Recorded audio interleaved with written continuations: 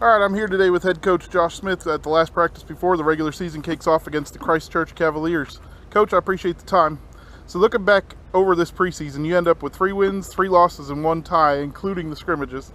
You played some tough competition, largely taking on 3A and 4A teams. You ended on a high note, finishing the Dogs Invitational with a 3-1 record, which was tied for first place, including wins over some quality opponents, including Blue Ridge, Greer, and the number 10 team in 3A, Travelers Rest. That said, how do you feel about the improvement of your squad throughout the preseason? I'll tell you what, Tom. When you think back to the scrimmages, we were playing a lot of guys out of position. We had a lot of guys that were battling with the flu, and we just recently started to put everybody back on the field together.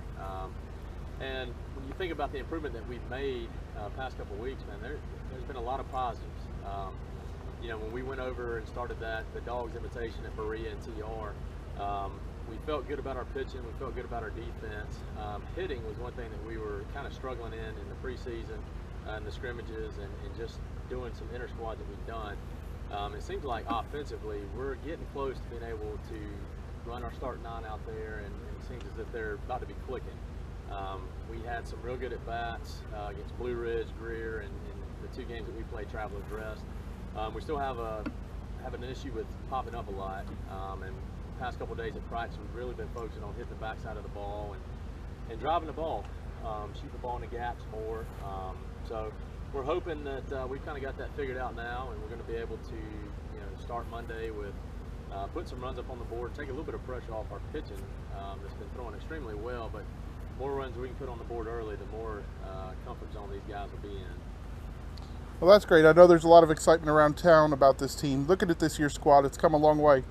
This year you have a new challenge, though. You graduated 3 seniors from last year's squad that played a major role in last year's success. So younger players are going to need to step up not only at the plate, but in the field and fill leadership voids. After a month of practice and 7 preseason games, how are you feeling about the chemistry of this year's team? I'll tell you what, anytime you lose players such as Hunter Brown in center field, Brandon Richardson on the mound, and Chase Barber behind the plate, that's a tough draw.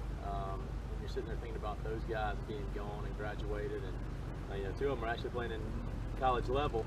But the ones that we have returning, we've had a lot of returners. We've had a lot of guys now that have been in the program going on 5 years, and we've got a lot of confidence in what these guys bring to the table. We've told a few of these guys that are taking over the spots for Brandon, Chase, and Hunter Brown, listen, don't try and replace their production. Don't try and replace them as ball players. Just come out here and play your game. And everything else will take care of itself. But the ones that we have that have taken over in those spots, they're doing a great job. They're working extremely hard, as well as we're getting some contributions from some younger guys that played at the JV level last year. So the more guys that we feel like we have contributing is going to collectively replace those 3 seniors. Okay, Coach, I appreciate your time today. Wish you the best of luck with this season. All right, thank you, Tom. Okay, I'm also here with Coach Wade Padgett. Coach Padgett has a responsibility for pitchers and catchers. I was just speaking with Coach Smith about the challenge of replacing last year's graduating seniors. Brandon Richardson was a force behind them on the mound, now contributing at Southern Wesleyan. He delivered 2 solid years here and will be difficult to replace, but this year's squad seems deeper, and there were some stellar performances spread throughout the preseason. Give us a few thoughts on your pitching staff. First of all, Tom, I want to say thank you for all that you're doing, putting all this stuff together. Pitching staff-wise, I think you hit the nail on the head there when you talked about it being deeper. We got a lot of guys. Brandon logged a lot of innings for us the past couple years. We got a lot of guys now that have been through the fire. Ryan Power's been a region starter for us for 2 years now. He's a guy who can go out and dominate any team on any given night. He's got great command. He's got great fastball. When he's commanding it, he's really dangerous because he's also got a curveball that's got a lot of break to it. He's put in a lot of work developing a changeup, which has been a great pitch for him so far this year. His biggest thing every time he comes out is he's just got to stay out of his own head. He's a guy, like I said before, he can dominate. It's all about the mentality he has, and we talk all the time about pitching. A lot of stuff's going to go wrong when you pitch. We've kind of developed this motto this year of so what, next pitch, move on to that next pitch, and you can see the results when he is pitching well. He moves on from those bats. Anything that happens is bad. Josh Bookbinder's a guy. We really got a great glimpse of what he can do. on the mound a couple starts ago when he went complete game 73 pitches. He's got great command of the fastball. He gets a lot of run on a two-seam, and really, I believe his best pitch is a changeup. That he gets a ton of movement late on it.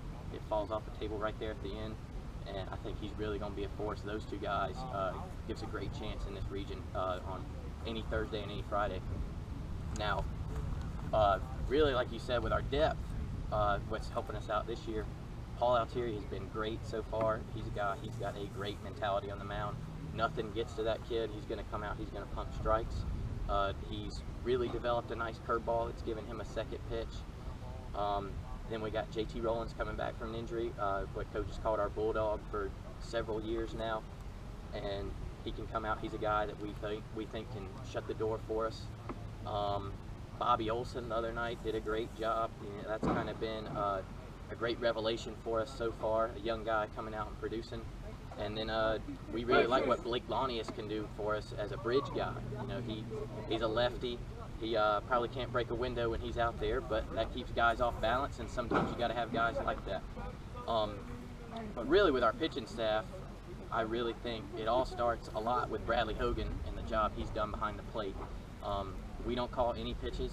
That allows us to really keep a good pace when we're moving out there. We're in constant communication in between innings, and he has really done a great job and worked his tail off dating back to the summer. I know you and Bradley have spent a lot of hours getting ready for just this moment. Feeling good with him taking the reins behind the plate? I have unbelievable confidence in Bradley Hogan. He has been outstanding so far. I don't think we could have asked for anything more out of Bradley Hogan. He has done a great job behind the plate, not only blocking, but his throws, and really him producing from the 9 spot has been outstanding for us hitting, and he's trying to distract me right now, so I'm going to stop saying nice things about him. Well, lastly, and maybe most importantly, happy birthday. Thank you. Good luck to you as you get ready for the home opener on Monday. I appreciate it. Thank you, Tom.